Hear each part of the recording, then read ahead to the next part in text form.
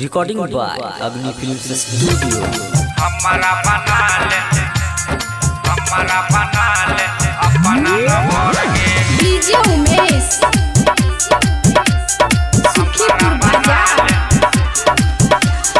Music by DJ Umesh Sukhipur बाजार। अपना lover के लबर लबर छौरिया तू एना ने कर गे हमारा से रनिया एना ने झगड़ गे लबर लबर छौरिया एना ने कर गे हमारा से रनिया एना ने झगड़ गे दौड़लियो नंबर छौरी फोन तू कर गे दौड़लियो नंबर छौरी फोन तू कर गे हमारा बना ले अपना लवर के हमारा बना ले अपना लवर के हमारा बना ले अपना लवर के हमारा बना ले अपना लवर के डीजे उमेश हमारा बना ले सुखीपुर बाजार।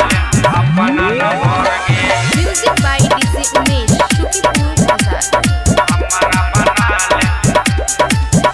छौरी कले ना पसीन प्यार करब सब दिन छौरी तोरे पे लटकल परान गे छौरी कले ना पसीन प्यार करब सब दिन छौरी तोरे पे लटकल परान गे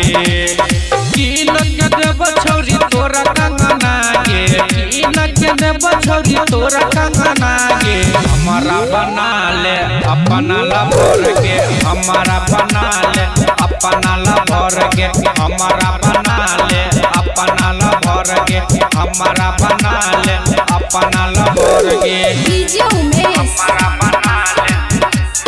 सुखीपुर बाजार। अपना लवर के music by DJ Umesh Sukhipur बाजार। हमारा बना ले